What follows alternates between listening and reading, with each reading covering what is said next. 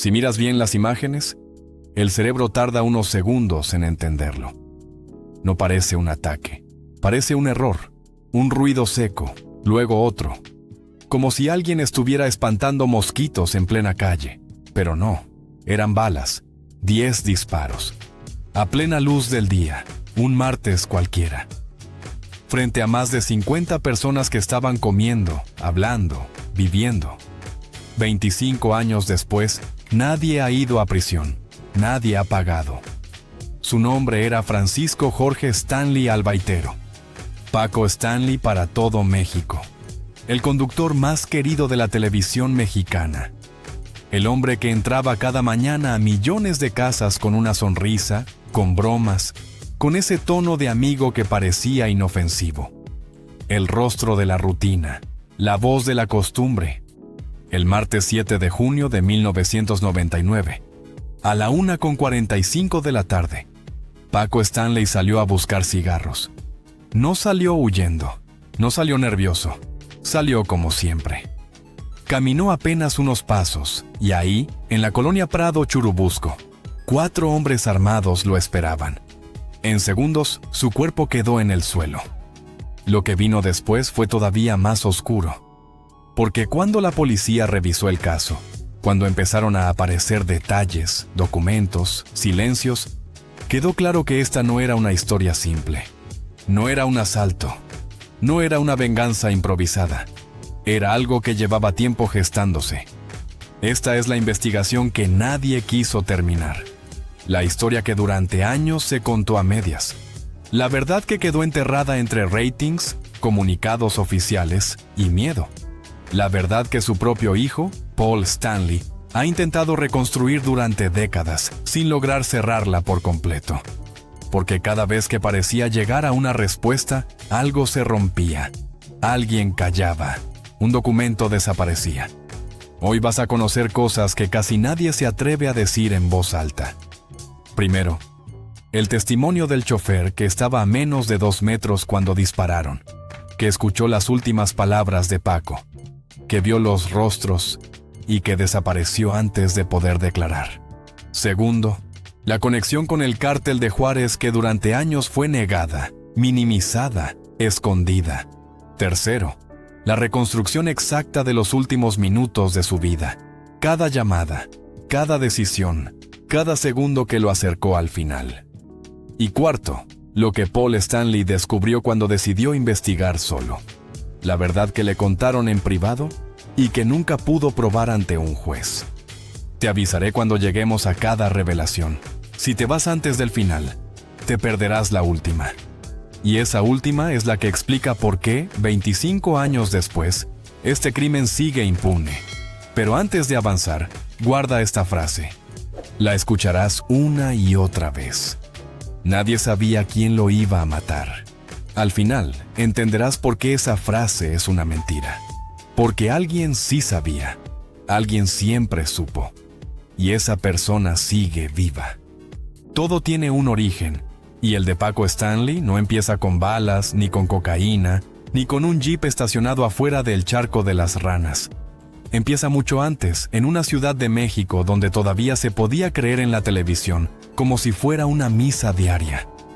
Donde el que lograba entrar a una cabina de radio o a un foro de televisión no solo conseguía trabajo, conseguía poder. Y Paco entendió eso desde joven con una claridad que asusta. Porque Paco no era solo un hombre simpático que improvisaba chistes. No era el típico conductor que llegó por guapo o por suerte. En el expediente de su vida aparece algo que muchos prefieren olvidar cuando hablan de él, como si fuera un payaso de las mañanas. Paco fue un hombre formado, un hombre que estudió Derecho en la UNAM, Psicología, Marketing, Publicidad. No para presumir títulos, sino para dominar algo más importante que un escenario. La mente del público, el deseo de la gente, la necesidad de reírse para no pensar. Su carrera arrancó en la radio en 1969, cuando México todavía era un país donde una voz podía convertirse en compañía de familia.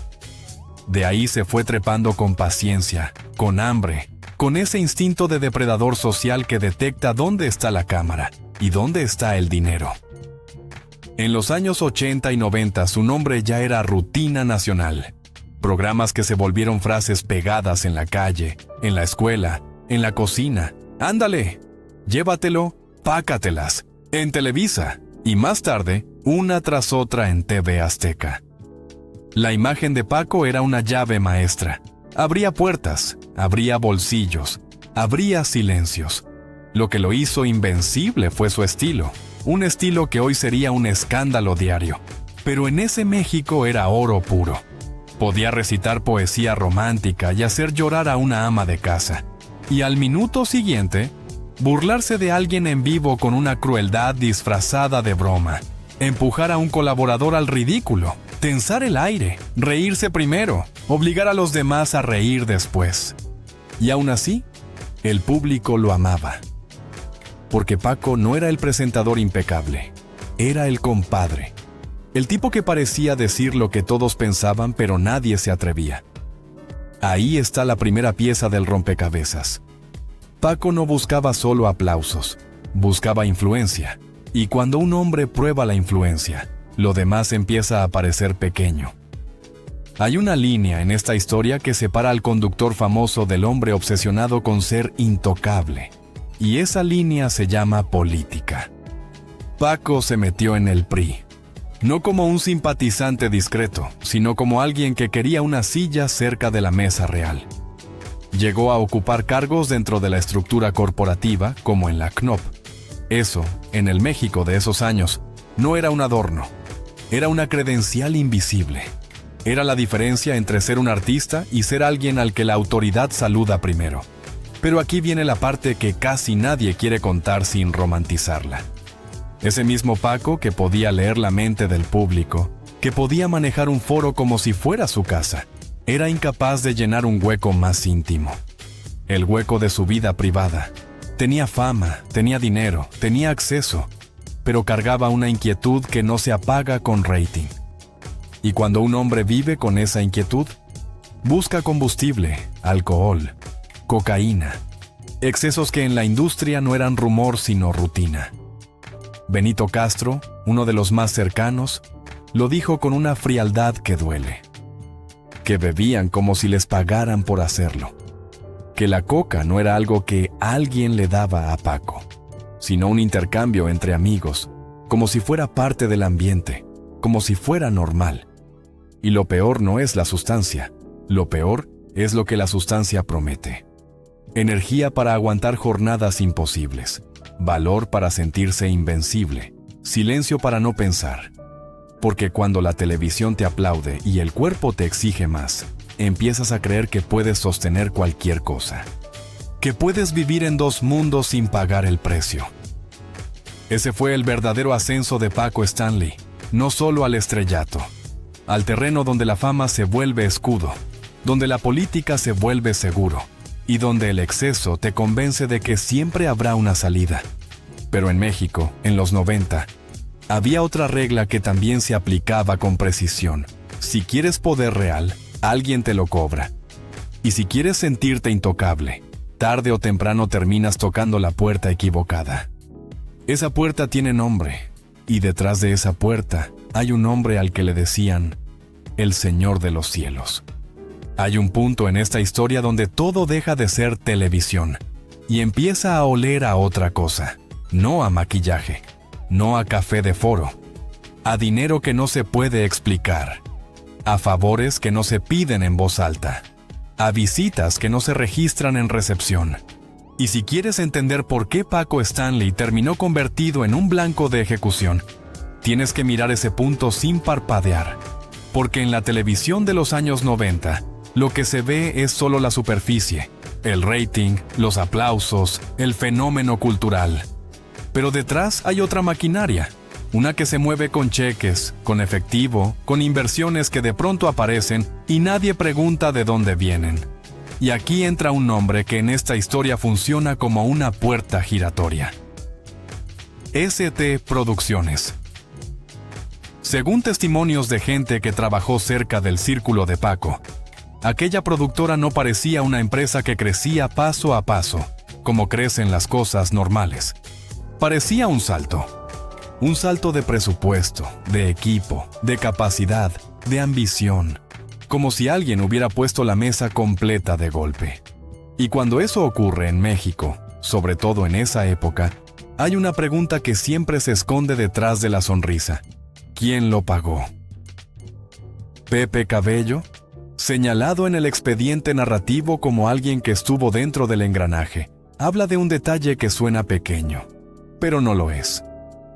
Cuenta que Paco no hablaba de ciertos nombres como si fueran invitados. Los hablaba como si fueran cercanos. Y ahí aparece el apodo que en los 90 no se pronunciaba sin bajar la voz: el Señor. Amado Carrillo Fuentes. El hombre al que no le bastó con dominar rutas, sino que dominó algo más peligroso: el miedo.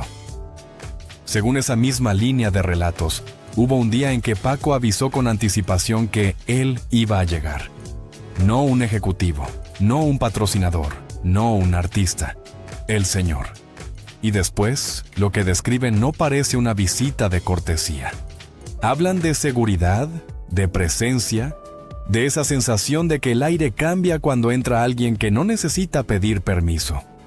Incluso se menciona que Amado recorrió el lugar, que vio el estudio, que Paco lo acompañó, como si estuviera mostrando una inversión y no un set. Y si esto es cierto, entonces la pregunta no es si se conocían. La pregunta es qué tipo de vínculo era ese. Benito Castro, también mencionado como alguien del entorno, refuerza otra pieza. No era solo un rumor de pasillo. Se habla de haber visto a ese hombre en oficinas, de un ambiente que ya no era de entretenimiento, sino de territorio. Vehículos, escoltas, armas, miradas que no se cruzan con cualquiera. No es prueba judicial, es peor que eso. Es una fotografía mental que se repite en varias bocas.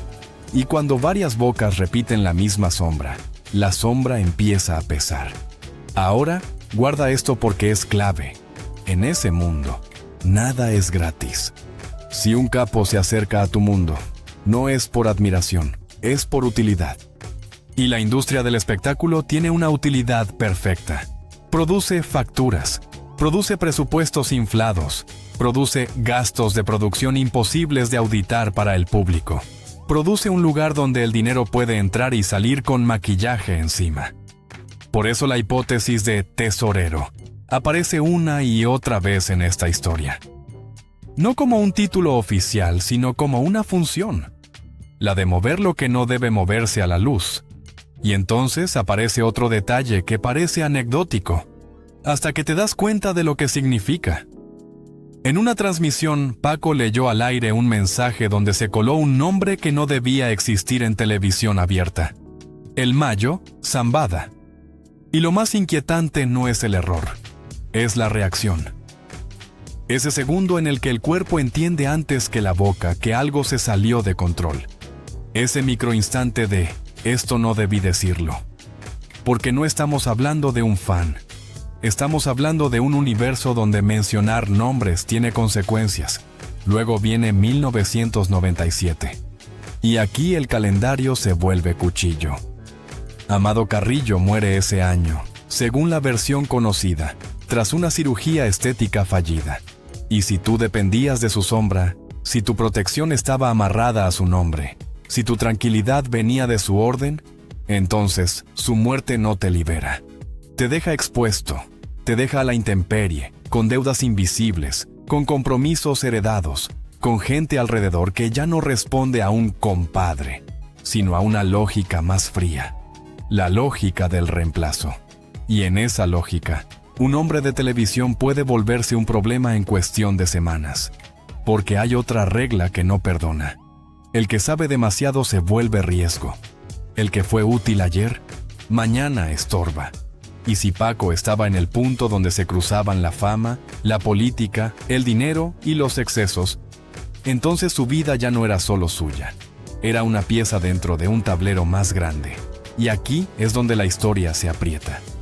Porque si estas conexiones existieron, si estas visitas fueron reales, si estas inversiones tuvieron origen oscuro, entonces el martes 7 de junio de 1999 no fue un día cualquiera. Fue la fecha en la que el tablero decidió cerrar una puerta. Ahora viene lo más importante. Si Paco estaba metido en algo que no podía controlar, ¿qué lo mantenía caminando como si nada? ¿Qué lo obligó a seguir con su rutina? ¿Qué lo llevó a aceptar el restaurante, a bajar la guardia, a dar esos pasos finales sin correr? La respuesta no está en el pasado lejano, está en lo inmediato, en los gestos, en los silencios, en los últimos movimientos antes del ataque. Y para eso, tenemos que entrar en la doble vida de frente, la que ya no se disfraza con risas, sino con miedo. Hay una parte de esta historia que duele más que las balas, porque las balas fueron rápidas, 15, 17 segundos y se acabó. Pero esto no se acabó ese martes. Esto se quedó viviendo en alguien que ni siquiera podía defenderse, en alguien que no estaba en el restaurante, ni en Televisa, ni en el círculo de poder. Estaba en la sombra, y aún así cargó con todo. Paul Stanley no fue el hijo que México veía en las revistas familiares. Durante mucho tiempo fue el hijo que México no sabía que existía. Un nombre que no aparecía en las entrevistas, una presencia que no salía en las fotos, una pieza que estorbaba dentro de una vida que Paco había construido con dos puertas, una para el público y otra para lo privado. Y esa puerta privada no siempre se abría.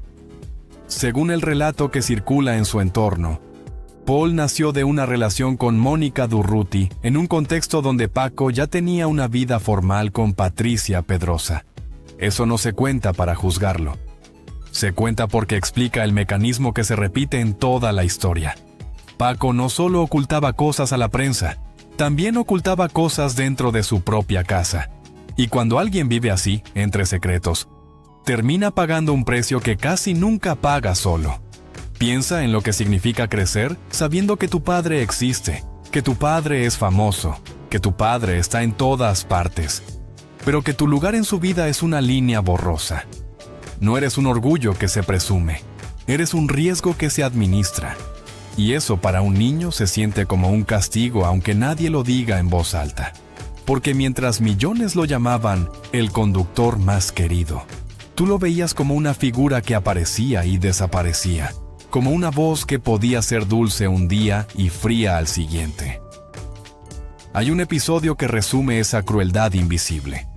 Una llamada en Navidad, un gesto simple, un «Feliz Navidad, papá», y del otro lado, silencio.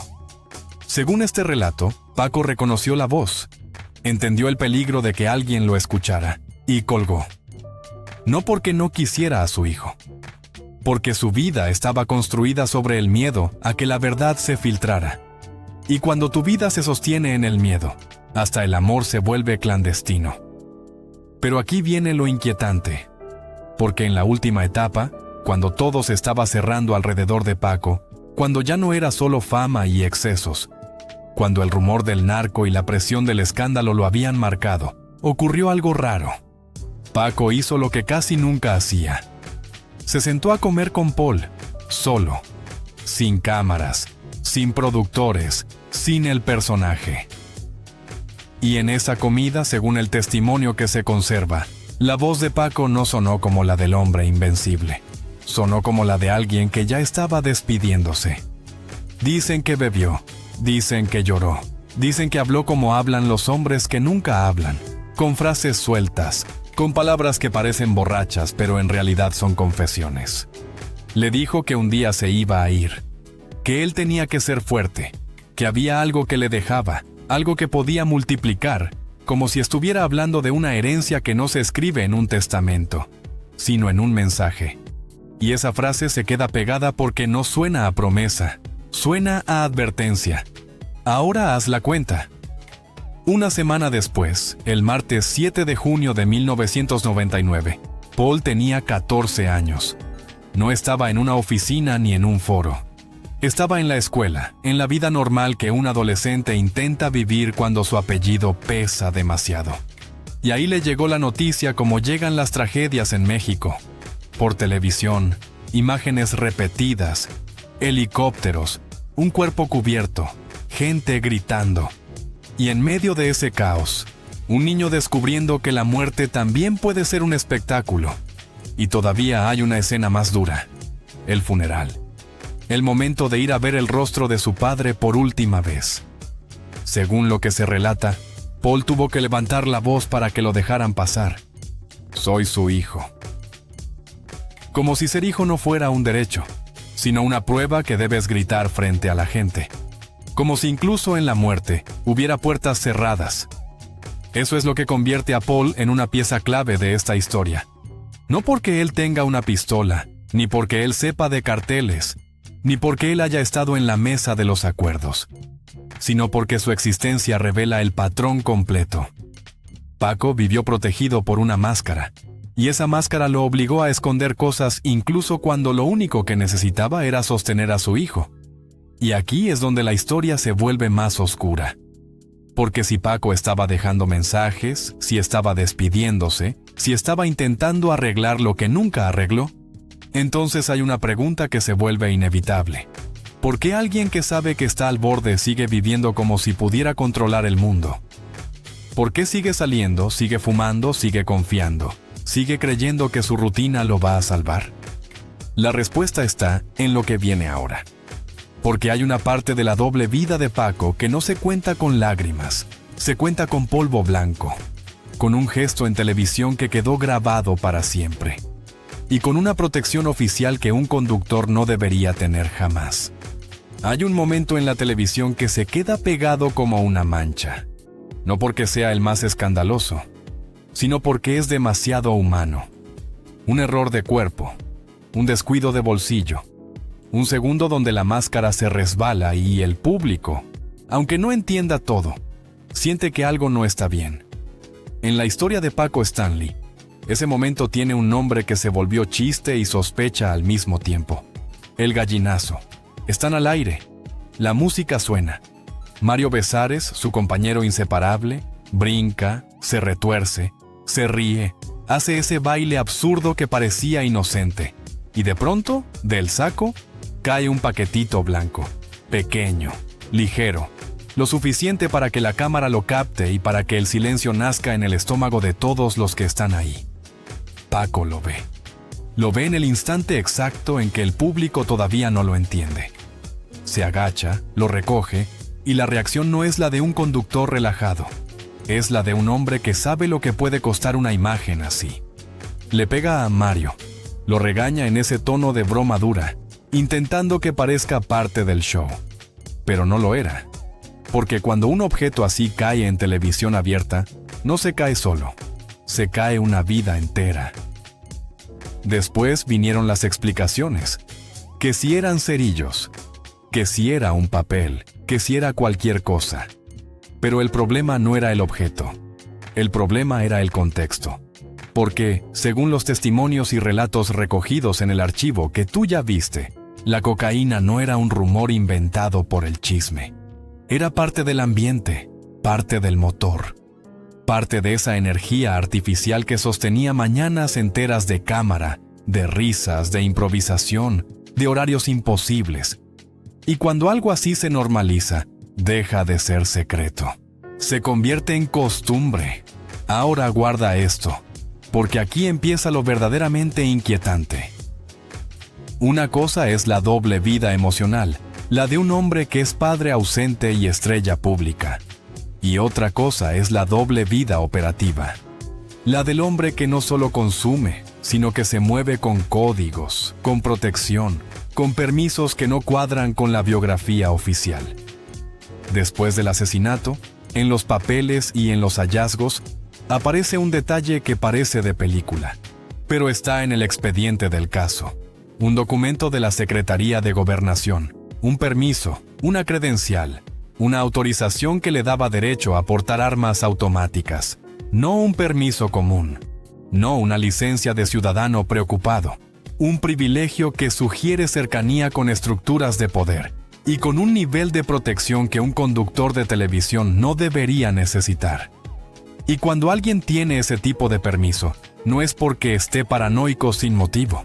Es porque vive en un mundo donde la amenaza es real. La pregunta obvia es ¿por qué? ¿Por qué Paco, el hombre que hacía reír a niños y amas de casa, necesitaba esa clase de respaldo? ¿Qué estaba viendo fuera de cámaras para sentir que una pistola no era exageración, sino rutina? Aquí es donde aparecen los relatos de amenazas. Episodios que en su momento se contaron como anécdotas y que, mirados con calma, se sienten como avisos. El archivo menciona un episodio en un restaurante, Las Gaoneras, donde alguien se acerca con un arma y suelta una frase que no suena a asalto común. Suena a mensaje. Una advertencia, un recordatorio de que su nombre ya estaba circulando en una lista donde los nombres se cobran. Y si eso ocurrió, entonces Paco no estaba jugando al peligro, estaba respirándolo. Y ahí se completa la imagen de la doble vida. Por un lado, el ídolo que se sienta frente a la cámara como si nada, que se ríe, que improvisa, que parece invencible. Por el otro, el hombre que se arma, que carga permisos, que se mueve con una vigilancia silenciosa, que entiende que una mala palabra, un nombre mal leído, un paquetito blanco en el piso, puede convertirse en sentencia. Lo trágico es que, cuando vives así, empiezas a confundir protección con control. ¿Crees que porque tienes contactos, porque tienes un documento oficial, porque tienes escoltas o amigos poderosos, nada te va a pasar? ¿Crees que puedes seguir caminando, seguir saliendo, seguir haciendo tu rutina? ¿Crees que el peligro se puede administrar como se administra un programa en vivo? Pero el peligro no se administra, el peligro se acumula. Y para cuando llega el martes 7 de junio de 1999, esa doble vida ya no es una teoría, es un mecanismo en marcha, una cadena de decisiones que venía cerrándose desde antes. Y en esa cadena hay un punto exacto donde todo se vuelve irreversible. Un restaurante, una mesa. Una salida corta por cigarros. Y un instante en el que la protección, los permisos, la fama y el personaje ya no sirven de nada. Porque lo que viene ahora no es rumor. Es el día, es el reloj. Es el momento en que la doble vida se encuentra con el precio.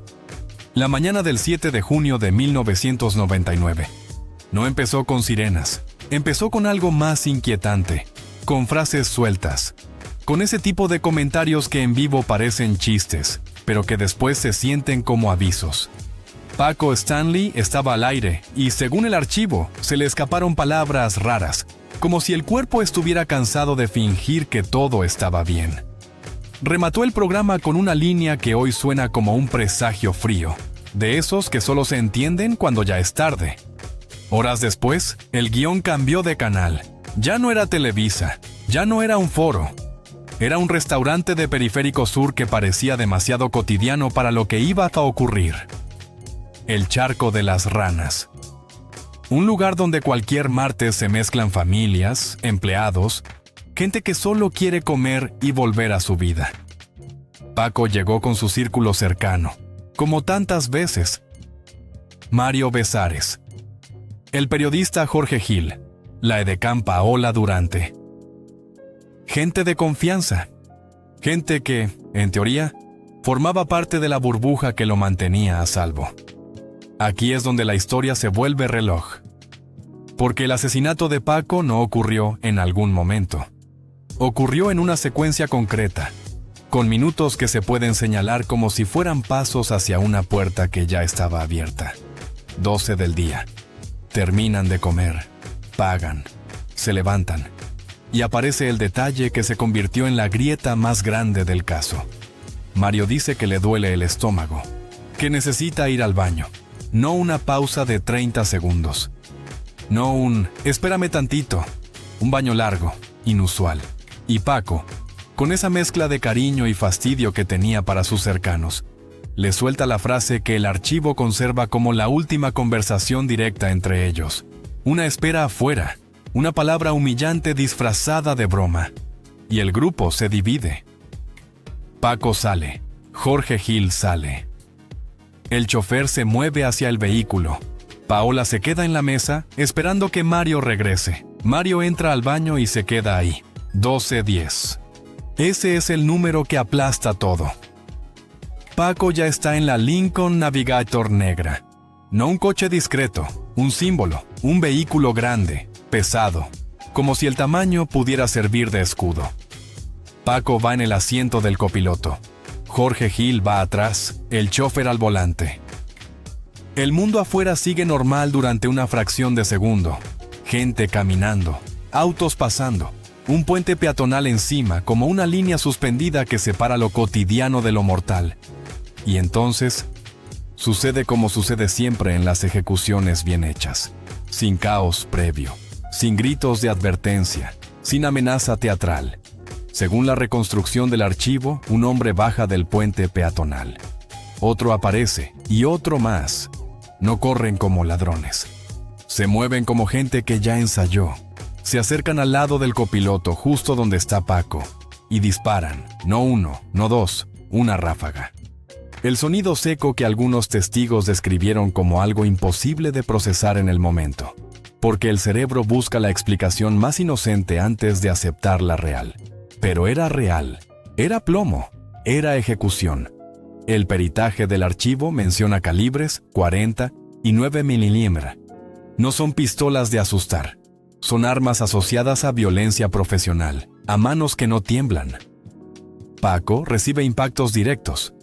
El dato que corta la respiración porque no deja espacio para accidente. 4 tiros en la cabeza. Eso no es advertencia, eso no es asustar. Eso es asegurarse de que no haya segunda oportunidad.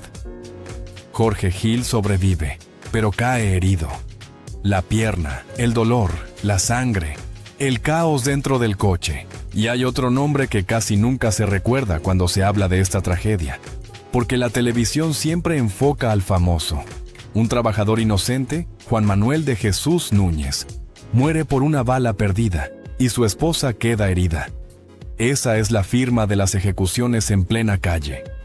No solo matan al objetivo, rompen el espacio alrededor.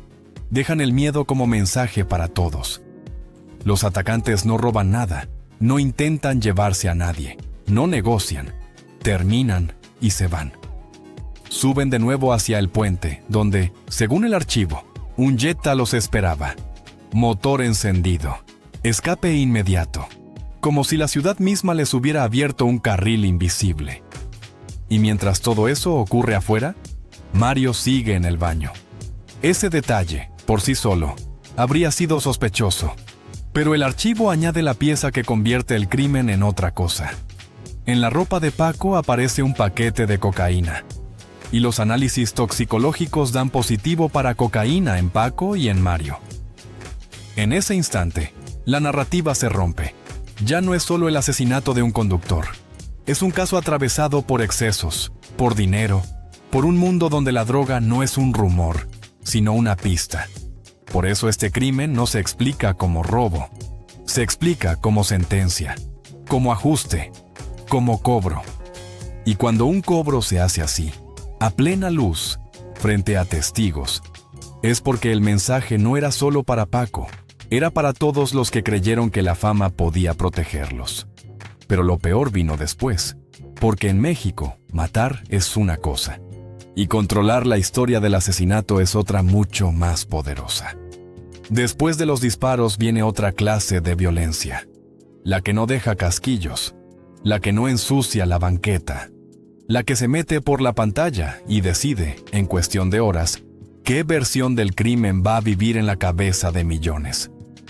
Porque el 7 de junio de 1999, no solo asesinaron a Paco Stanley, también empezó una pelea por controlar su muerte. En las primeras horas, México estaba paralizado. Las imágenes se repetían, los helicópteros giraban sobre la ciudad, la sangre se volvía parte del noticiero. Y entonces, ocurrió algo que el archivo describe como un giro inmediato hacia el espectáculo político. TV Azteca tomó el caso como bandera. Ricardo Salinas Pliego apareció con un tono de indignación que sonaba a grito de guerra, cuestionando a la autoridad, empujando la idea de que el país era un territorio sin control, como si la pregunta principal fuera solo una: ¿dónde estaba el Estado? Pero aquí está la trampa. Cuando el miedo se vuelve televisión, la investigación deja de ser búsqueda y se vuelve presión.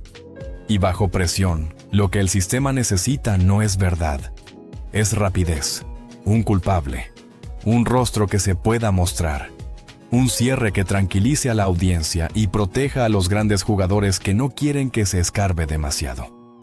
El archivo sostiene que, en medio de esa guerra mediática, empezó a construirse una cortina de humo. La narrativa se inclinó hacia lo personal, hacia la traición íntima, hacia la idea de que el enemigo estaba adentro, entre los más cercanos. Y eso tenía una ventaja enorme. Si el crimen parecía una vendetta de círculo interno, entonces ya no hacía falta hablar de lo que olía a cartel, de lo que olía a dinero, de lo que olía a conexiones que ningún canal quería tocar con las manos. Así aparecen los nombres que México aprendió a repetir como si fueran sentencia: Mario Besares, Paola Durante, Erasmo Pérez, El Cholo. Y el mecanismo fue casi automático. Se filtraron versiones, se inflaron sospechas, se empujó la idea de que todo cuadraba porque Mario estaba en el baño, porque Paola era joven y fácil de ensuciar, porque alguien tenía que cargar con el odio público. La Procuraduría armó un caso bajo una lógica que sonaba limpia para la televisión, pero frágil para un tribunal. El archivo menciona un ingrediente que, en estos casos, siempre huele igual. Un testigo que aparece convenientemente. Un relato perfecto que supuestamente amarra todo. Y luego, con el tiempo, ese relato se cae, se contradice, se mancha con denuncias de presión y de métodos sucios. Mientras tanto, el daño ya está hecho. Porque el juicio más brutal no fue el legal, fue el mediático. Portadas, debates, opiniones de gente que no había visto una sola prueba. Condenas pronunciadas por presentadores y revistas antes de que un juez revisara el expediente. Y lo más perverso es que ese circo servía para algo. Servía para cerrar la pregunta que nadie quería sostener demasiado tiempo. Si ellos eran los culpables, entonces el caso era resuelto. Entonces la ciudad podía respirar. Entonces las televisoras podían seguir. Entonces no había necesidad de mirar hacia arriba, hacia el poder, hacia el dinero, hacia las conexiones que volvían incomodísima la historia completa. Pero el sistema tiene un problema cuando intenta fabricar finales. A veces la evidencia no alcanza. A veces la prisa se nota demasiado. Y según el archivo, eso fue exactamente lo que pasó. Meses después, el caso empezó a desmoronarse. Testimonios que se retractan, contradicciones, ausencia de pruebas duras. Y en enero de 2001, Mario Besares, Paola Durante y El Cholo quedaron libres por falta de elementos concluyentes. No salieron vencedores, salieron marcados. Porque aunque la ley los dejara ir, el país ya les había tatuado una historia en la frente. Y aquí queda la pregunta que nadie puede esquivar. Si el sistema necesitaba un cierre rápido, si el público necesitaba un culpable, si los medios necesitaban una narrativa simple, entonces, ¿a quién beneficiaba realmente que el caso quedara resuelto así? ¿Y qué parte de la historia se estaba protegiendo con ese ruido? Porque mientras México se peleaba por un culpable televisivo, la verdad más fría seguía intacta. Los tiradores nunca aparecieron, el autor intelectual nunca se sentó frente a un juez. Y el crimen, en el fondo, se quedó suspendido como una herida abierta. Y ahora viene lo más cruel. Porque cuando el polvo baja y la cámara se va, solo quedan los sobrevivientes. Los que tuvieron que cargar con la sombra durante décadas. Los que intentaron reconstruir su vida con un nombre manchado por una historia que nadie quiso terminar. Y entonces llega el tipo de silencio que no sale en la televisión. El que empieza cuando se apagan las cámaras, cuando el país ya cambió de tema, cuando el escándalo se convierte en archivo y el dolor se queda viviendo en las mismas personas. Porque el caso de Paco Stanley no terminó cuando lo mataron. Terminó cuando el sistema decidió que era más cómodo no saber. Enero de 2001. Después de meses de titulares, acusaciones y juicios mediáticos, el expediente se desmorona. No por una revelación heroica, no por una confesión final, sino por lo más humillante para cualquier fiscalía. la falta de pruebas sólidas. Mario Besares, Paola Durante y El Cholo salen libres. No salen limpios, salen vivos. Y a veces, en México, eso ya es una condena distinta. Porque el público no perdona con sentencias, perdona con memoria, y la memoria rara vez respeta la palabra inocente. Ahí es donde el crimen se vuelve más cruel. Porque cuando no hay culpables oficiales, lo que queda es una sospecha repartida como migajas. Un país entero buscando una explicación que quepa en una frase. Y el caso de Paco nunca cupo. Había cocaína en la escena, había rastros de un mundo turbio alrededor. Había una credencial y permisos que no encajan con la biografía pública de un conductor de mañanas. Había rumores de carteles, de dinero lavado, de visitas peligrosas, de nombres que nadie dice en voz alta. Y cuando hay demasiadas puertas, la verdad no entra. Se pierde. Paul Stanley creció con eso. Con una figura que era padre para millones. Y al mismo tiempo, un padre imposible de alcanzar del todo. Con una muerte convertida en espectáculo nacional. Con preguntas que se repiten cada 7 de junio como si el calendario fuera un recordatorio personal. Y durante años, Paul buscó respuestas no como periodista ni como detective, sino como hijo. Tocó puertas, escuchó versiones, recibió mensajes a medias, sintió el peso de una historia que siempre parecía tener una página arrancada. Y luego sucede algo extraño. El tiempo, que no da justicia, a veces da cierre emocional. En 2024, 25 años después, México vuelve a mirar a los mismos nombres, pero con otra mirada. Mario Besares regresa al centro de la conversación pública, ya no como el sospechoso inevitable, sino como el hombre que sobrevivió al estigma. Paola Durante también vuelve a hablar, vuelve a existir, más allá de esa tarde. Y el país, que alguna vez pidió culpables con furia, empieza a escuchar el costo humano de haber convertido una investigación en una telenovela. Lo más duro es aceptar lo obvio. Puede que los que jalaron el gatillo ya estén muertos. Puede que los que ordenaron todo hayan desaparecido en la niebla de otros pleitos, otros ajustes, otras guerras. Puede que los nombres verdaderos estén enterrados donde se entierran los secretos del poder, en cajones, en favores, en pactos, en silencios que nunca se documentaron. Y por eso el expediente se queda como una herida sin costura. No porque no haya teorías, porque sobran. Se queda así porque ninguna teoría se convirtió en sentencia.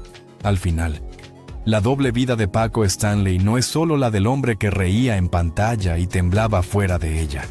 Es la doble vida de un país que se acostumbra a ver morir a sus ídolos y luego aprende a seguir desayunando. Su legado queda dividido en dos mitades que nunca se van a reconciliar del todo. El recuerdo luminoso de Pácatelas y la sombra de El charco de las ranas. La risa y el plomo.